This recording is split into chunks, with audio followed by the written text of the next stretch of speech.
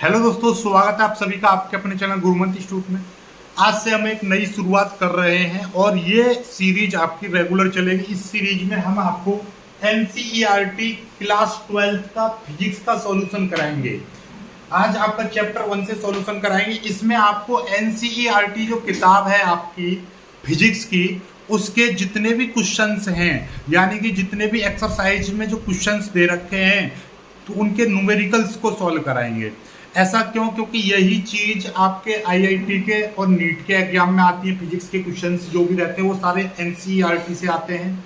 Air force के x group में भी यहीं से आते हैं, एनडीए में भी यहीं से आते हैं, और साथ में अब यानी कि जो बोर्ड परीक्षा का जो पेपर आ रहा है उसमें जो न्यूमेरिकल्स आ रहे हैं वो सभी के सभी आपका एनसीईआरटी की किताब से ही आ रहे हैं। एनसीईआरटी की एक्सरसाइज, एनसीईआरटी की एग्जाम्पलर बुक, एनसीईआरटी के जो एग्जाम्पल्स दे रखे हैं क्वेश्चन एक्सरसाइज में, चैप्टरों में, वो तो इन्हीं से रिलेटेड सारे क्वेश्चंस आ रहे हैं। तो आज से हम इसको सॉल्यूशन कराएंगे।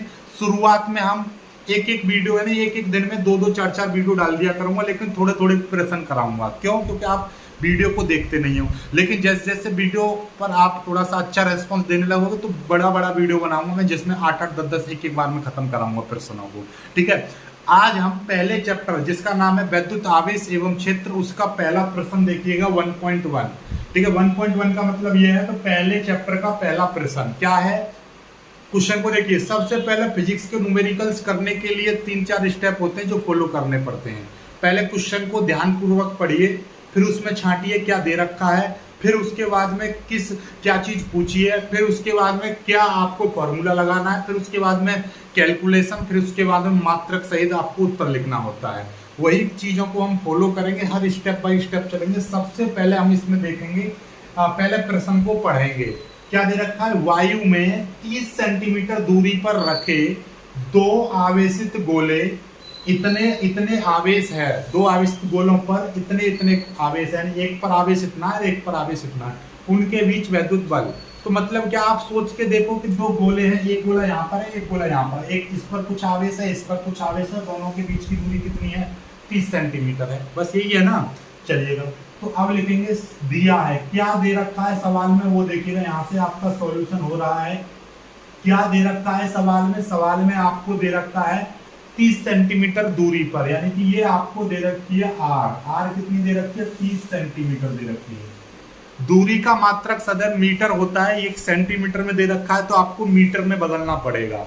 मीटर में बदलने के लिए हम क्या करेंगे? 30 सेंटीमीटर है ना, तो इसमें 10 की पावर -2 से मल्टीप्लाई कर देंगे। अब ये मीटर हो गया।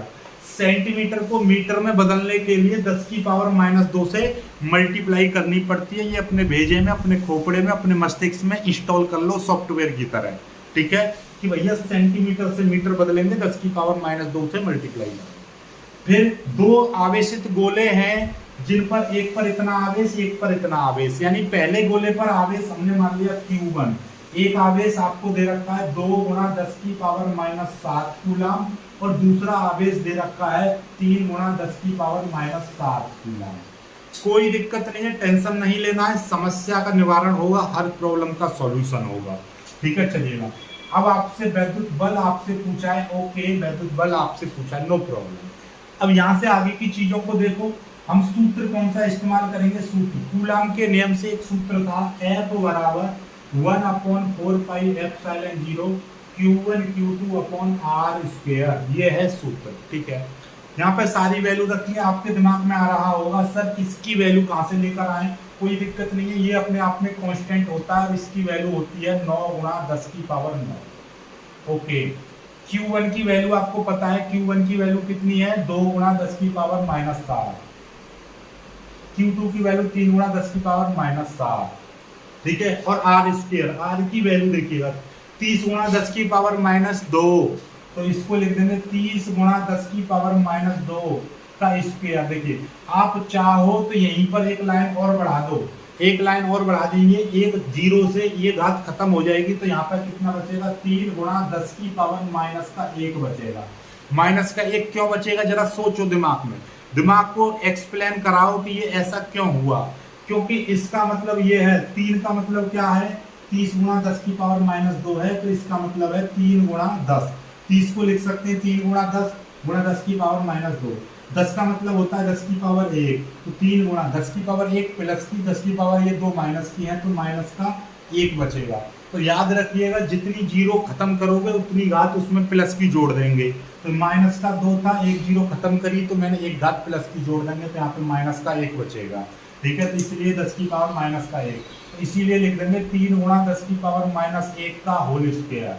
ठीक है, ये चीज यहीं पे कर लेंगे ताकि आपको एक लाइन इतनी बड़ी बच जाएगी। ठीक है, चलिएगा अब हम इसका करेंगे सॉल्यूशन। सॉल्यूशन कैसे होगा, सारी वैल्यू को एक साथ लिख देंगे। 3 गुणा 10 की पावर 9 गुणा 2 गुणा 10 की पावर -7 गुणा 3 गुणा 10 की पावर -7। कुछ नहीं किया, ऊपर मैंने सारी वैल्यू एक साथ लिख दी। 3 का स्क्वायर करेंगे 9 हो जाएगा। और घातों का स्क्वायर कैसे करते हैं, घातों की आपस में मल्टीप्लाई कर देते हैं। तो -1 की 10 की पावर 2 में करेंगे तो माइनस के 2 हो जाएंगे, -1 मल्टीप्लाई 2 तो माइनस का 2 हो जाएगा, माइनस के 2 आ गए। चलिएगा अब देखिएगा 9 से ये 9 कट जाएगा, इस 9 से ये वाला 9 कट जाएगा। और देखिएगा ध्यान से समझिएगा, 10 की पावर ये -2 है, 10 की पावर -2 से 10 की पावर ये -7, यानी कि 10 की पावर -2 कट जाएंगे, तो जहाँ पे 10 की पावर -5 ही बचेंगी।